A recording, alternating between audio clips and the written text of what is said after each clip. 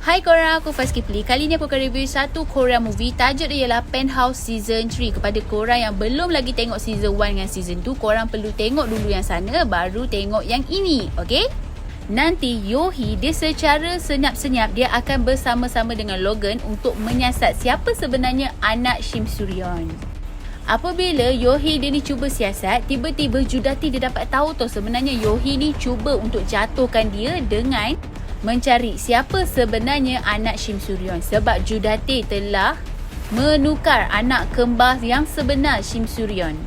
Kalau korang tengok season 1, Min So-ah merupakan anak dia yang pertama kan, jadi dia cuba cari kembar yang kedua tu. Apabila Yohee dia dapat tahu yang anak Shim Suryeon tu hidup dan siapa, jadi masa itulah Yohee dia berjumpa dengan anak Sojin. Tiba-tiba Yohee dia nampak Eun-Byul kena colik dengan seorang perempuan dan cuba untuk kejar perempuan tersebut tau. Tiba-tiba dia dapat tahu sebenarnya dalam dia adalah Judati. Jadi dia decide untuk selamatkan Eun-Byul. Masa dia tengah selamat tu, Judati rasa sakit hati lah kan, sebab Yohee dah lah dapat tahu yang sebenarnya siapa anak kandung Shim Suryeon. Lepas tu nak pula batalkan apa yang dia nak buat, iaitu tangkap Eun-Byul. Dan nanti ada satu scene di mana Yohee meninggal dunia.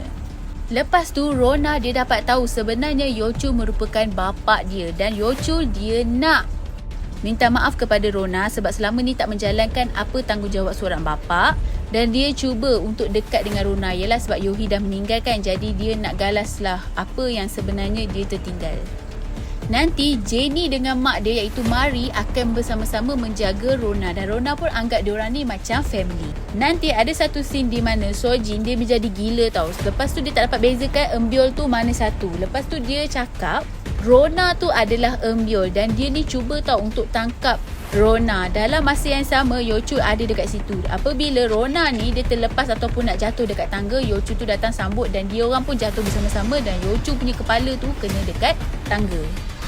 Manakala Sojin dia pura-pura tau yang dia tu lupa ingatan, ialah sebab dia nak terlepas daripada segala kesalahan yang dia pernah buat pada zaman dulu. Lepas tu Yeochul pula dia ni mengalami mata dia hampir buta dan dia akan meninggal dalam masa yang agak terdekat. Nanti Logan dia akan membantu Rona tau, dia bagi macam duit kat Rona supaya pergi belajar dekat luar negara.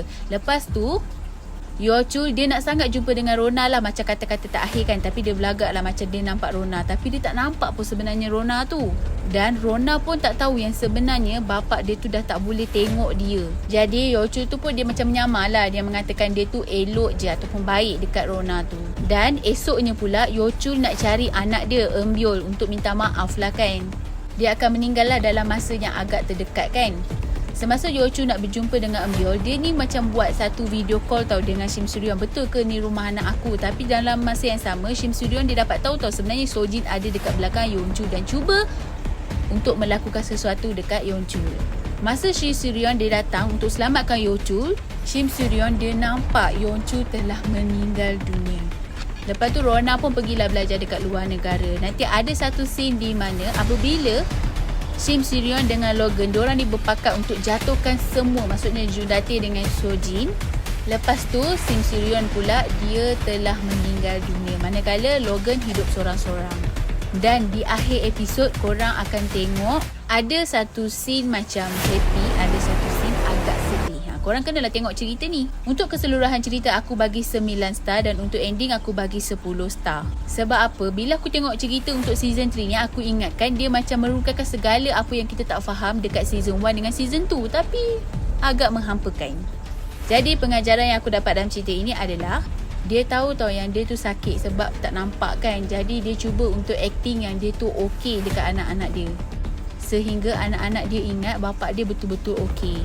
Pengajaran kedua yang aku dapat dalam cerita ni adalah kita pada mulanya bersusah-susah dulu, lepas tu kita akan jadi senang. Mari dia bekerja dekat sauna, lepas tu dia punya gaji cukup-cukup makan tau, tapi disebabkan suami dia sebelum masuk penjara tu dia macam tinggalkan harta, jadi dia dapatlah beli rumah dekat Hera. Apabila penthouse dirobohkan sebab terkena letupan, Mari dia sayang dekat semua anak-anak yang ada lah, termasuklah Rona, Seokhyun dengan Sehun.